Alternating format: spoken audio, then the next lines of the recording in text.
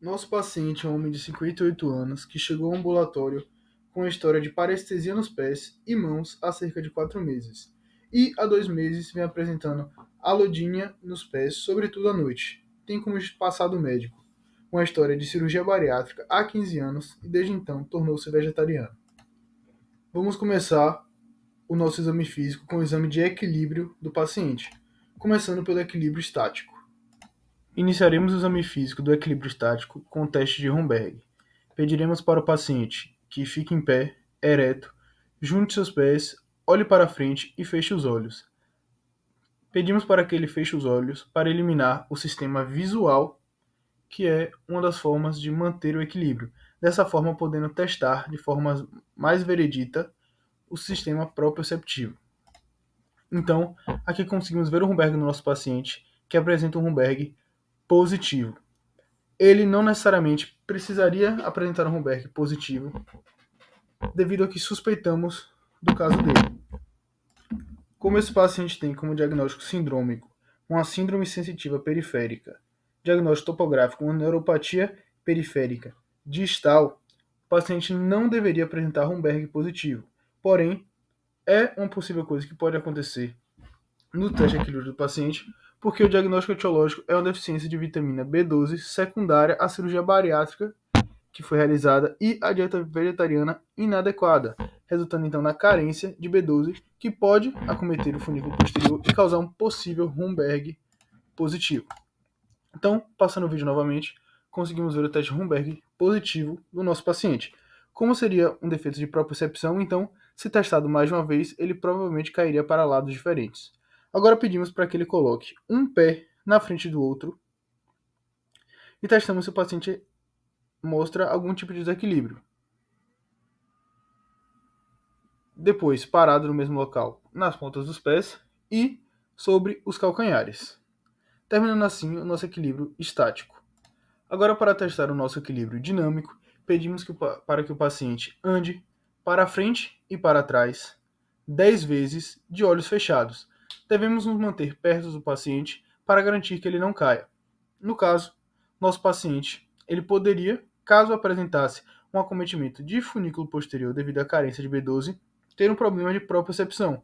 Então, nesse caso, ele cairia para qualquer um dos dois lados sem necessariamente haver uma preferência, pois não é um acometimento vestibular. Passando agora para o exame físico de velocidade de movimento, primeiro iniciando com os membros superiores.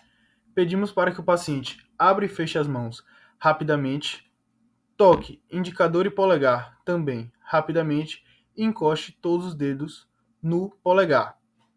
Devemos esperar algum tipo de alteração nesse paciente, como por exemplo, um movimento mais lento ou um movimento com menor amplitude, caso ele exiba algum tipo de lesão em núcleos da base ou substância negra, que possa dificultar a produção de dopamina, por exemplo, na doença de Parkinson. Já nos membros inferiores, pedimos para que ele bata o pé repetidamente no mesmo local e podemos esperar alterações pelos mesmos motivos. Já o teste de motricidade, começando pelos membros superiores, decidimos testar primeiro os segmentos medulares, testando então o segundo neurônio motor. Começamos então com a elevação lateral de ombros, testando o segmento de C5 do nosso paciente, que se apresenta sem alterações, depois passando para a flexão do antebraço, testando C6, depois extensão do antebraço, testando C7 e, para finalizar, extensão e flexão de punhos e dedos, testando C8 e T1, terminando assim o plexo braquial.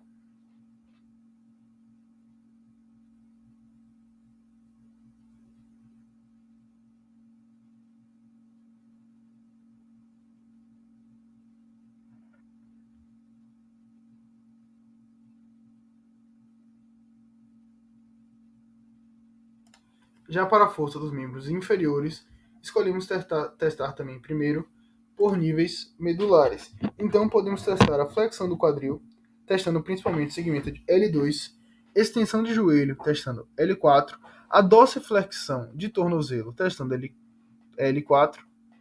Em L5 podemos testar a extensão do hálux, S1, a plantiflexão do tornozelo, eversão do tornozelo e extensão do quadril.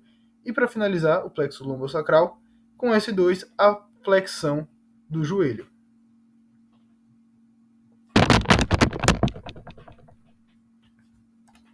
Agora, para manobras deficitárias, estaremos testando o primeiro neurônio motor, procurando por possíveis déficits centrais, por conta que estamos testando de forma simétrica os dois membros. Começando então pela manobra de Migazzini dos membros inferiores. Pedimos para que o paciente flexione as coxas, mantendo-as elevadas como se estivesse sentando em uma cadeira imaginária. Lembrando que o paciente deve manter-se de olhos fechados e separar as duas pernas, para que um membro parético não seja apoiado pelo membro normal do paciente, pelo membro sem déficit do paciente, e manter os olhos fechados. Dessa forma, esperamos que o membro parético caia em alguns segundos ou instantaneamente, dependendo da deficiência que o paciente apresente. Passando para manobras de braços estendidos dos membros superiores, pedimos para que o paciente estenda os braços na linha do ombro e mantenha-os esticados com a palma virada para cima e olhos fechados. Caso o paciente apresente algum tipo de déficit, o braço parético irá cair primeiro, ou se o déficit for discreto, podemos ver o fenômeno do desvio pronador. Agora para o exame físico da coordenação, começando pela coordenação axial. Pedimos para que o paciente, com os braços cruzados no peito, levante de posição deitada e fique sentado sem a ajuda dos braços. É importante também no teste de coordenação axial realizar o pull test, para testarmos se o paciente, após ser puxado para trás, consegue se reequilibrar sozinho. Lembrando que o paciente deve ser avisado no início da consulta que, em algum momento, o médico irá puxá-lo para trás. Além disso, o médico deve se posicionar de uma forma estável para que consiga segurar o paciente caso ele caia para trás, não conseguindo restabelecer seu equilíbrio. Para a coordenação apendicular, podemos começar com o índex nariz, pedindo para que o paciente abra seus braços e toque as pontas dos dedos no nariz. Podemos pedir então que ele faça também esse movimento de olhos fechados. Caso o paciente apresente problemas na propriocepção, ao fechar os olhos, ele não irá mais conseguir acertar a ponta do seu nariz, evidenciando a dismetria. Além disso, pode ser realizado o index, pedindo para que o paciente abra os braços e toque seus indicadores um no outro. De olhos fechados, novamente, o paciente com problemas proprioceptivos tende a errar as pontas dos dedos.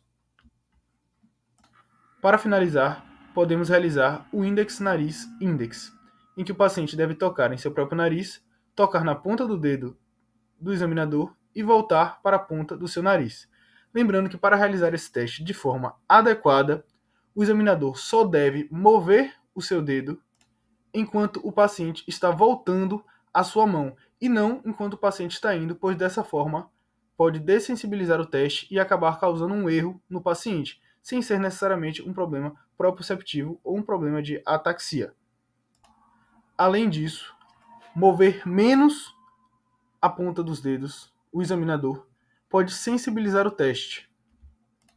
Para os membros inferiores, podemos realizar o hallux index, pedindo para que o paciente encoste a ponta do dedão do pé, o hallux, no indicador do examinador. Temos também para membros inferiores o calcanhar-joelho, em que o examinador deve pedir para que o paciente encoste a ponta do seu calcanhar no joelho e deslize até o final do seu pé, encostando o pé na maca e voltando, fazendo novamente o movimento. Pode ser realizado também subida e descida. Passando agora para os reflexos, começando com os reflexos dos membros superiores. Primeiro podemos realizar o reflexo bicipital e braquiorradial. Aí podemos ver o reflexo bicipital do paciente.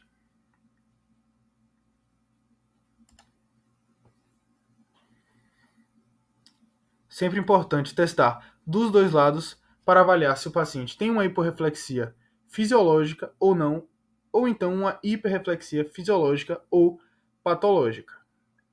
Agora, o braquiorradial do paciente.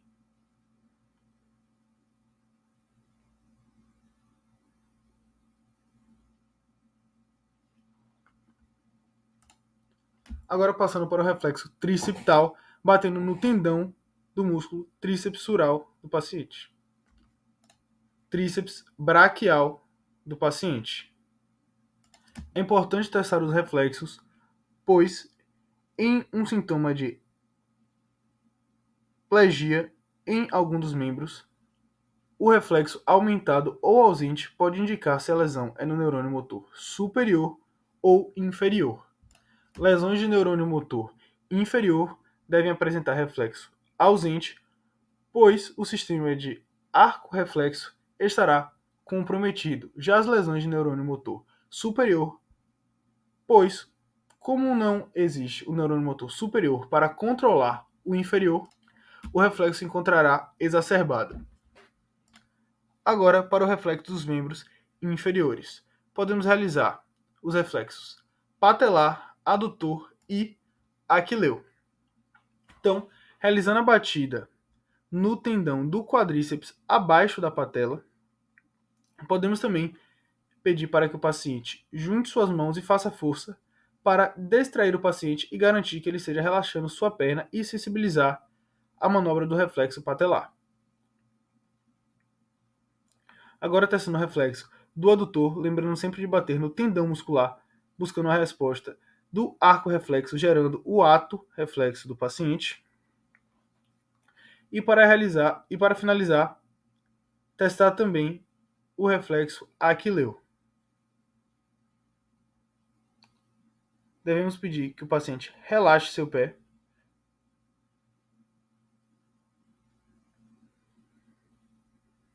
Novamente, sempre importante testar os reflexos dos dois lados para garantir que uma possível hiporreflexia ou hiperreflexia seja patológica ou fisiológica. No caso de pacientes que se suspeitam a lesão de neurônio motor superior, deve-se testar também se o paciente apresenta clonos. Agora, para reflexos superficiais, é muito importante de testar o cutâneo plantar, o famoso teste de Babinski, que pode apresentar o sinal de Babinski. Caso o sinal seja positivo, significa que o paciente apresenta uma liberação piramidal, ou seja, uma lesão no trato piramidal. Seguindo agora para o exame físico do tônus muscular do paciente. Podemos começar mexendo o paciente para testar se ele apresenta algum tipo de rigidez muscular.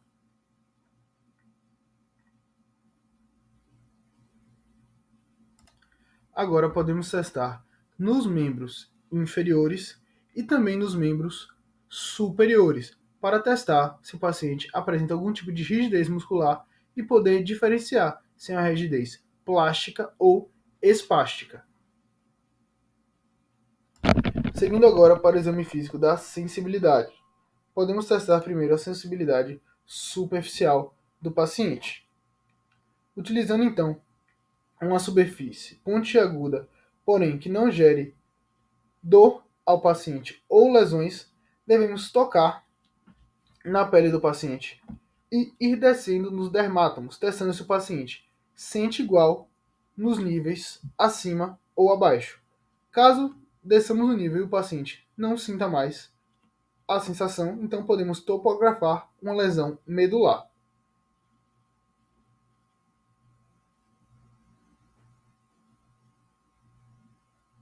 Devemos pedir que o paciente feche os olhos e responda se está sentindo igual no mesmo lugar, de cima para baixo e de um lado para o outro. Agora, para a sensibilidade profunda, testaremos primeiro a propriocepção do paciente, pedindo para o paciente fechar os olhos, levantar e abaixar o dedão do paciente consecutivas vezes e perguntar se ele sabe onde está a articulação dele, se o dedão está para cima ou para baixo, lembrando de segurar na lateral do dedão, para que o paciente não tenha pistas se o dedo está para cima ou para baixo, dependendo da pressão em que seus dedos estão aplicando sobre o dedão dele. Importante realizar também esse teste no dedo dos pés. Agora, para a sensibilidade vibratória, batemos o diapasão na mão para fazê-lo vibrar e colocamos na proeminência óssea do paciente, comumente no hálux e testamos se ele consegue dizer quando o diapasão para de vibrar e se ele está sentindo vibrar ou não, está mexendo ou está parado. Novamente, importantíssimo também testar nos membros inferiores.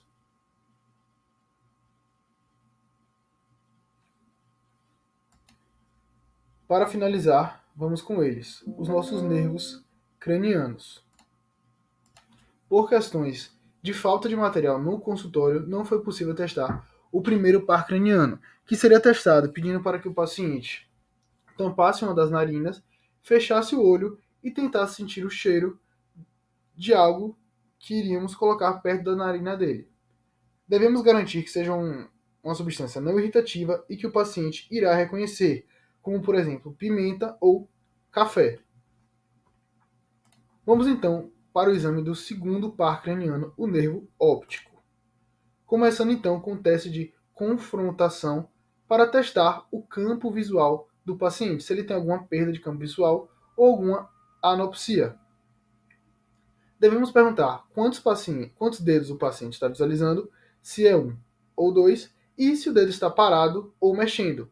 Lembrando que você deve tampar o olho contralateral ao paciente e manter seu dedo na mesma distância entre você e o paciente, para não beneficiar seu campo visual ou o campo visual do paciente e garantir que o teste de confrontação esteja sendo feito de forma adequada. O segundo par craniano também compreende a acuidade visual. Podemos utilizar a tabela de Snellen para testar a acuidade visual do paciente. Lembrando que aqui não estamos testando se o paciente tem algum problema ou não de refração no olho. Então pedimos para que ele mantenha um possível óculos ou lente de contato que ele faça uso. Quanto mais letras o paciente conseguir acertar e quanto mais baixo for a linha, maior é sua pontuação de visão. Lembrando que ele deve acertar 3 letras a cada 5 em uma linha para receber a pontuação desta. Podemos realizar também o reflexo fotomotor, um reflexo que é tanto do nervo do segundo par craniano quanto do terceiro. Como nervo aferente, temos o segundo par craniano, que recebe o estímulo luminoso, e como nervo eferente, temos o nervo oculomotor, que inerva o músculo esfíncter da pupila e é responsável pela contração da pupila no reflexo motor consensual e no reflexo motor direto. Agora, para testar a motricidade ocular extrínseca, iremos testar o nervo oculomotor, terceiro par craniano, troclear, quarto par craniano, e abducente, sexto par craniano. Podemos começar com o teste de 9 posições do olhar e depois o teste de segmento. Colocamos nosso dedo nas 9 posições do olhar, então, imaginando como se fosse um jogo da velha na frente do paciente, e devemos ver se ele consegue, com a cabeça parada, olhar para as 9 posições. Caso o paciente exiba algum tipo de dano em algum dos pares cranianos, será possível de visualizar que ele tem dificuldade para olhar em alguma destas posições. Para o próximo nervo craniano, iremos testar o nervo facial. O nervo facial, além da sua sensibilidade, da sua inervação na língua, ele inerva os músculos da face. Então testaremos a mímica facial do paciente, pedindo para que ele levante as sobrancelhas, franza a testa, encha a boca de ar, faça uma careta e dê um sorriso forte. Testar o sétimo par craniano é importantíssimo, pois em paralisia de face conseguimos topografar se é uma paralisia central ou uma paralisia periférica, dependendo se o terço superior da face do paciente está ou não paralisada. Agora passamos para o nervo vestíbulo coclear, oitavo par craniano. Podemos começar com o teste de Rhine, batendo o diapasão e colocando na região mastoidea do paciente. Nesse teste, estamos testando tanto a condução óssea do paciente quanto a condução aérea.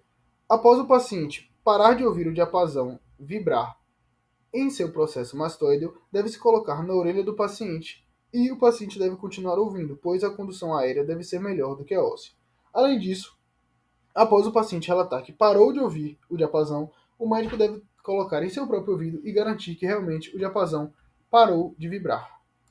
Podemos passar também para o teste de Weber, em que fazemos o diapasão vibrar e colocamos na cabeça do paciente e pedimos para ele dizer se o som é mais alto de um lado ou do outro, podendo evidenciar se um dos nervos vestíbulos cocleares estão danificados. Agora, para o teste vestíbulo ocular, testamos tanto o nervo vestibular do paciente, nervo oculomotor de um dos olhos e nervo abducente do outro olho, testando se o nervo vestibular consegue mandar os estímulos corretos para os nervos oculomotor e vestibular. Caso o paciente exiba, por exemplo, morte cefálica, poderemos ver o sinal de olhos de boneca, em que os olhos do paciente mantêm-se imóveis e seguem a cabeça. Passando agora para o glossofaríngeo e o nervo vago, nono e décimo par craniano, respectivamente. Pedimos para que o paciente faça a elevação do palato, podendo perceber queda em algum dos lados do palato e úvula, mostrando o sinal da cortina e também o reflexo nauseoso. Partindo para o nosso 11º par craniano, testaremos o acessório, que é responsável pela inervação de dois músculos. O músculo trapézio, então, colocamos a mão nos ombros do paciente e pedimos para ele encostar os ombros na orelha. E por último, testamos o músculo esternocleido occipitomastoide do paciente, colocando a mão no queixo do paciente em um dos lados e pedindo para ele fazer força contra a mão do examinador, testando a força do paciente. Para finalizar, o nosso último nervo craniano, o nervo hipoglosso, nervo que faz a inervação motora da língua. Então, testaremos a motricidade da língua, pedindo para que o paciente abra a boca, avaliando o tônus da língua, coloque a língua para fora, mova a língua para cima, para baixo, para um lado e para o outro. Faça força contra a bochecha. O examinador deve colocar a mão na bochecha do paciente e sentir a força com que o paciente morde e também podendo colocar um palito para testar a mordida do paciente. Novamente repetindo, como diagnóstico sindrômico, temos a síndrome sensitiva periférica, causada pelos danos nos neurônios, foi causada pela deficiência da vitamina B12. O diagnóstico topográfico é uma neuropatia periférica distal, então os neurônios periféricos estão acometidos. E a etiologia é possivelmente a carência da vitamina B12 devido à cirurgia bariátrica que o paciente fez, com redução do estômago. A vitamina B12 está sendo mal absorvida, somada ao vegetarianismo do paciente e a falta de suplementação com vitamina B12, o paciente está apresentando esses sintomas. O grupo é formado por Alice Times, Ana Beatriz Paiva, Caio Aze, Camila Lucas e João Tenise.